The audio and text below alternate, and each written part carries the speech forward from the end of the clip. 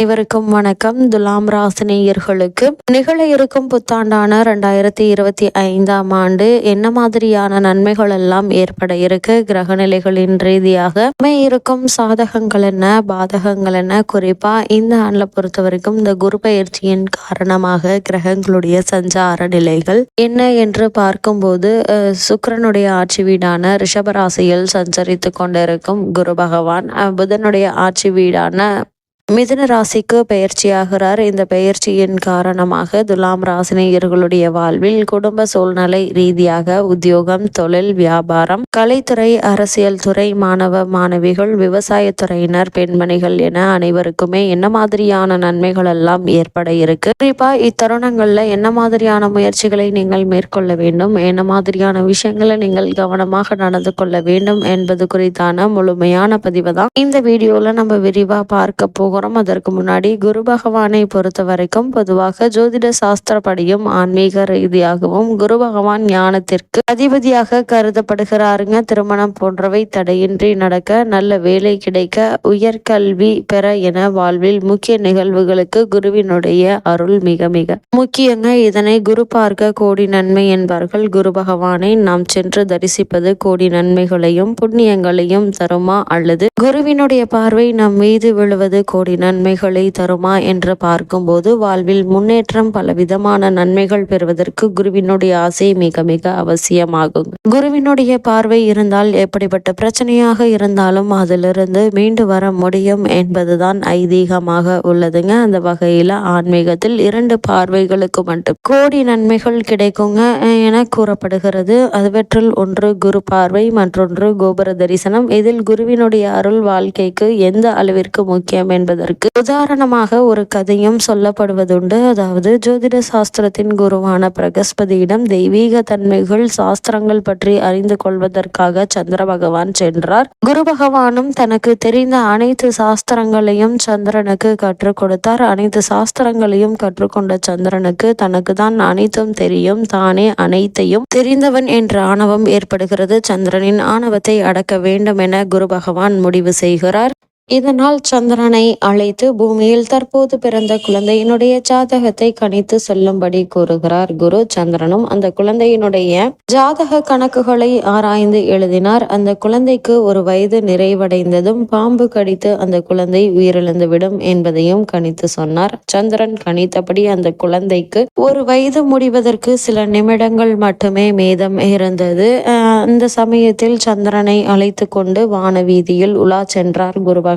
அந்த குழந்தைக்கு என்ன நடக்க போகிறது என்பதை இருவரும் கவனித்து கொண்டிருந்தனர். சந்திரன் கணித்தபடி அந்த குழந்தை படுத்திருந்த தொட்டில் சங்கிலியின் மேலிருந்து ஒரு பாம்பு வளைந்து நெளிந்து குழந்தையை நோக்கி வந்து கொண்டிருந்தது. தான் கணித்தது சரியாக நடக்கிறது என்ற இருமாப்புடன் குரு பகவானை பார்த்து சிரித்தார் சந்திரன். ஆனால் குரு பகவான் அந்த குழந்தையே பார்த்து கொண்டிருந்தார். தன்னை நோக்கி ஏதோ ஒன்று பளபளப்பாக வருவதை பார்த்த குழந்தை அதை பிடித்து விளையாட முயற்சித்து உற்சாகத்தில் கை கால்களை வேகமாக அசைக்க துவங்கியது. இதனால் தொட்டில் வேகமாக ஆட துவங்கியது. குழந்தையை நோக்கி வந்த பாம்பின் தலை எதிர்பாராத விதமாக தொட்டில் சங்கிலியில் ஒரு துளைக்குள் மாட்டிக்கொண்டது. தனது தலையை மீட்கும் முயற்சியில் பாம்பு வேகமாக தனது உடலை சங்கிலியுடன் முன்னும் பின்னுமாக அசைக்க துவங்கியது. இதை பார்த்து குழந்தை மேலும் உற்சாகமாக குதிக்க துவங்கியதால் தொட்டில் இன்னும் வேகமாக அசைந்தது. இதில் பாம்பின் வால் பகுதியும் மற்றொரு துறைக்குள் மாட்டிக்கொண்டது.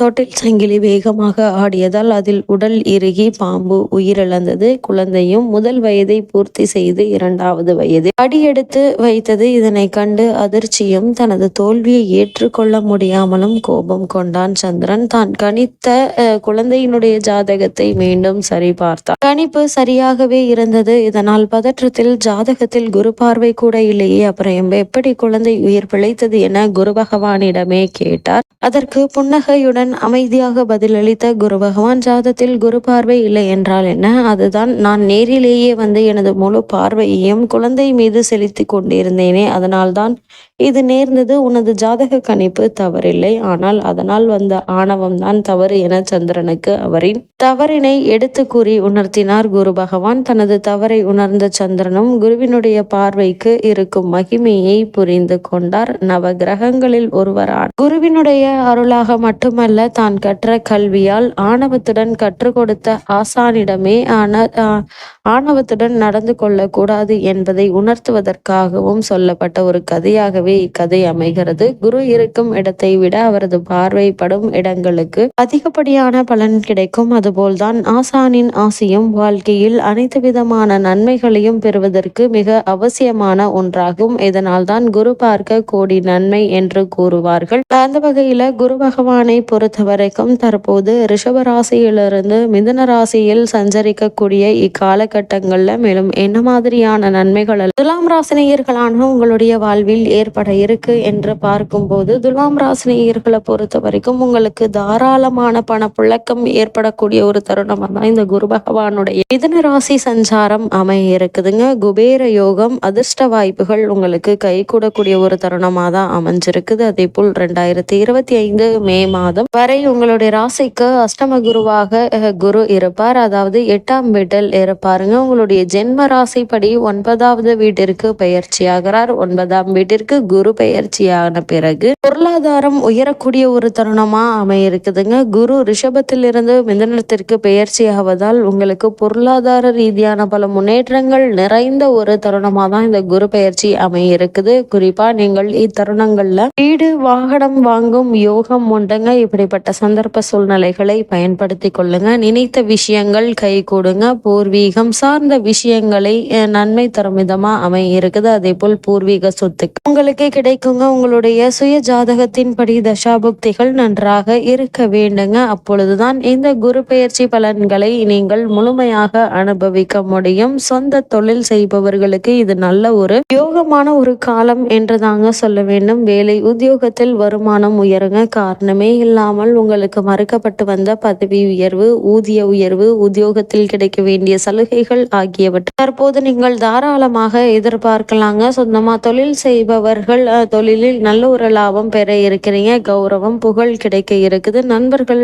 உறவினர்கள், உற்றார் உறவினர்கள் உங்களுக்கு எல்லா விஷயத்திலும் உதவியாக இருப்பாங்க. திருமணம் ஆகாதவர்களுக்கு திருமணம் கை கூட இருக்குதுங்க. அதே போல புத்திர பாக்கியத்திற்காக ஏங்கி கொண்டிருக்கும் மிதுன ராசி துலாம் ராசினியர்களுக்கு புத்திர பாக்கிய யோகம் கிடைக்க இருக்குதுங்க. அதே போல் திருமண முயற்சிகள்ல ஏற்பட்டு வந்த தடங்கல்கள், தாமதங்கள், பண விரயங்கள், அலைச்சல்கள் நீங்கி ஒரு சிறு முயற்சியிலேயே நல்ல ஒரு வரன் அமைய இருக்கு என்பதை கிரகங்களுடைய சஞ்சார நிலைகள் தெளிவாகவும் உறுதியாகவும் எடுத்து காட்டுது. நீங்கள் மேற்கொள்ளக்கூடிய காரியங்கள் அனைத்திலுமே சிறந்த முன்னேற்றம் ஏற்படக்கூடிய ஒரு தருணமா தான் இந்த குரு பகவானுடைய பெயர்ச்சி அமைஞ்சிருக்குது என்பதை கிரகங்களுடைய சஞ்சார நிலைகள் தெளிவாகவும் உறுதியாகவும் எடுத்து காட்டுதுங்க. துலாம் ராசினியர்களுக்கு கிரக நிலைகளின் ரீதியாக கூறப்படும் பரிகாரம் என்ன என்று பார்க்கும்போது, வீட்டிற்கு அருகாமையிலுள்ள பெருமாள் ஆலயத்திற்கு சென்று வழிபடுங்க. எண்ணற்ற நன்மைகள் உங்களுடைய வாழ்வில் ஏற்படும்.